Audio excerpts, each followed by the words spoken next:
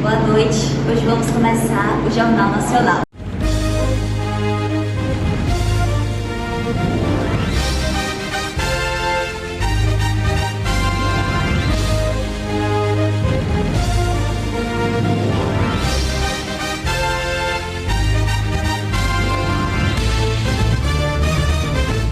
Boa noite. Nosso tema de hoje é globalização econômica, política e cultural. O desenvolvimento econômico mundial é desigual. Países que se industrializaram primeiro concentram as riquezas e o investimento em tecnologia no mundo é maior nos Estados Unidos, na China, no Japão, na Alemanha e na França. Na Coreia do Sul, estão muito avançados nos investimentos em indústria 4.0. Estados Unidos é o país que investe nesse ramo produtivo. O termo indústria 4.0 tem sido usado para se referir à empresa que emprega soluções ou oferecem produtos próprios voltados para a inovação nos processos econômicos, tornando possível sua digitalização e deixando-os preparados para os novos desafios da economia cada vez mais digital. A indústria 4.0 se baseia na robótica, na Big Data e Analytics, na realidade aumentada, na manufatura aditiva, na nuvem, na segurança cibernética, na internet industrial, na integração de sistemas e na simulação. Esses setores tecnológicos compõem o futuro dinâmico da globalização. Aos países, inovar em ciência e tecnologia vai além do fornecimento de insumos e peças e produtos em toda a economia. Em termos relativos ao produto interno bruto, a realidade se mostra diferente. Pequenos países como Suíça, Holanda, Suécia e Israel são grandes investidores em inovação e tecnologia no mundo, também conhecidos como ciência e tecnologia. Estar à frente dos outros no desenvolvimento de novas tecnologias é importante em um mundo integrado e constante concorrência ao Índice Global de Inovação. O desempenho dos ecossistemas da inovação de 132 economias identifica as tendências globais na matéria de inovação. A maioria das 25 economias mais inovadoras, segundo o IGI, está na Europa e 5 economias são asiáticas. Coreia do Sul, Singapura, China, Japão e Hong Kong estão entre essas economias em que mais investem em inovação. A região de Tóquio e Yokohama se constitui a principal cluster de CET, seguido pelas regiões de Guangzhou, Shenzhen, Hong Kong, Pequim, Seul e São Francisco, abrigam o maior número de clusters. Seguido da China, Alemanha e Japão, Índia, República Islâmica do Irã, Turquia e Federação da Rússia também abrigam importantes clusters de CET. Boa noite, Beatriz. Boa noite, Pedro Henrique. Podemos falar também do Índice Global de Inovação, também chamado de IGE. Para avaliar e comparar o IGE entre os países, a Organização Mundial da Propriedade Intelectual leva em conta alguns indicadores, como capital humano, valor de marcas globais, exportação de serviços culturais e criativos, lembrando que esses são só alguns.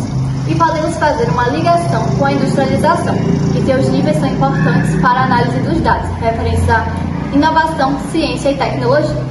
Países como Japão, Estados Unidos e alguns europeus estão na lista com os mais altos IGES. Expandir a produção global foi um dos primeiros objetivos das indústrias multinacionais. Isso faz com que os contatos entre culturas diferentes seja mais comum, até mesmo para produzir, comercializar e divulgar os produtos.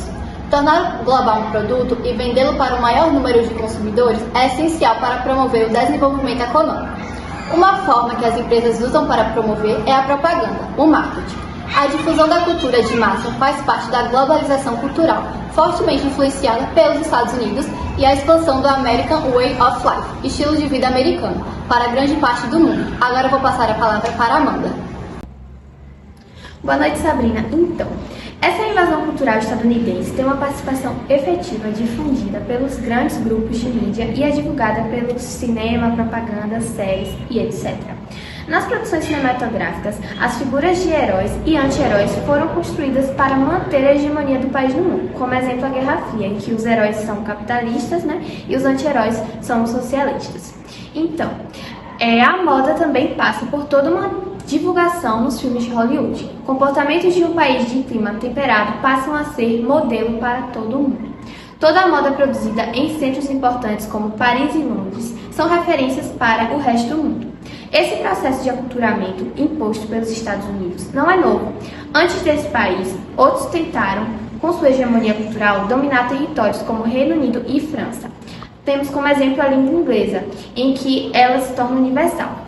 Essa cultura de massa, que impõe valores, moda e comportamentos, também assimila elementos culturais dos povos por onde entra e invariavelmente os transforma, também em produtos. A gastronomia e a culinária mundial são influenciadas pelas rotas comerciais entre os povos desde a antiguidade. Diversos alimentos consumidos no mundo inteiro viajam para se tornar pratos típicos em muitos lugares.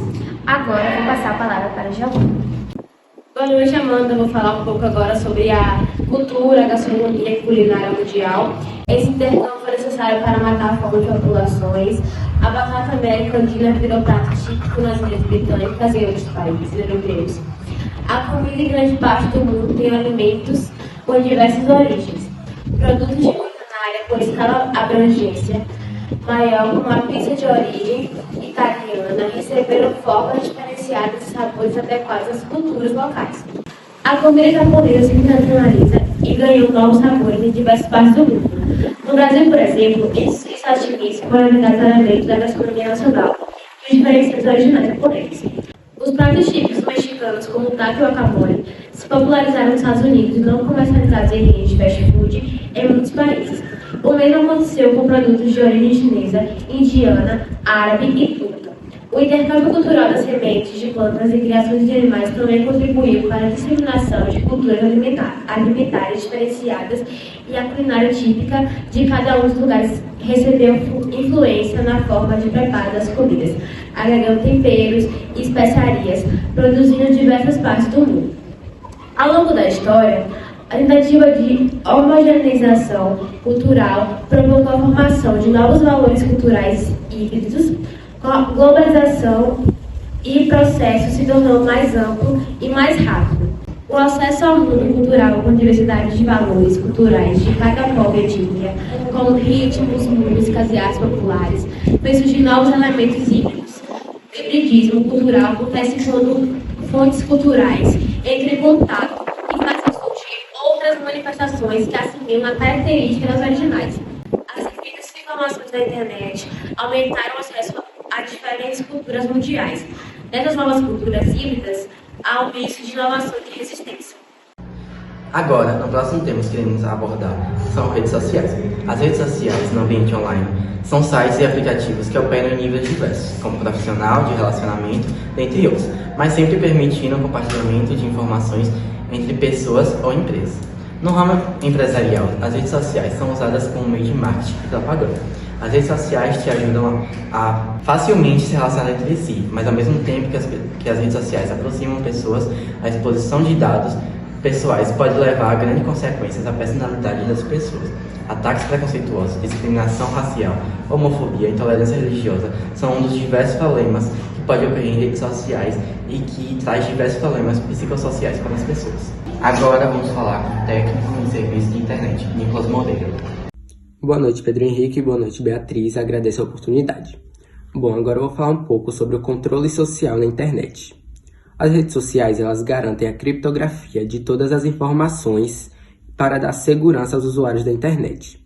Contudo, a garantia de que os dados pessoais e empresariais estejam protegidos esbarra em algumas exceções. No caso de políticas de Estado em momentos específicos de segurança públicas e processos judiciais. E na ação de hackers que invadem os sistemas das empresas e instituições e comercializam os dados. Um dos casos emblemáticos da prática de espionagem do governo dos Estados Unidos e no mundo inteiro, e gravados em arquivos da Agência Nacional de Segurança, a NSA, foi revelada por Edward Snowden. Muito obrigado, Nicolas. Agora vamos passar a fala para a Larissa Brandão, que vai falar sobre o controle social da internet. Boa noite, Ana Beatriz e Pedro Henrique. A NSA justificou que a busca de dados para conter o terrorismo mundial levou a uma expansão de cobertura, que chegou a pessoas importantes sem ligações com os terroristas, e foram empresas telefônicas e de internet que entregaram os dados de seus clientes. Ao fazerem isso, Facebook, Google e Apple expuseram dados de seus usuários, contradizendo o principal de seus dados, que estariam criptografados. A prática e a censura à internet costuma ser empregada por governos que querem limitar o acesso de seus cidadãos e de informações que não sejam do seu contentamento. Muito obrigado, Larissa. Vamos finalizar por aqui. Boa noite e até o próximo Jornal Nacional.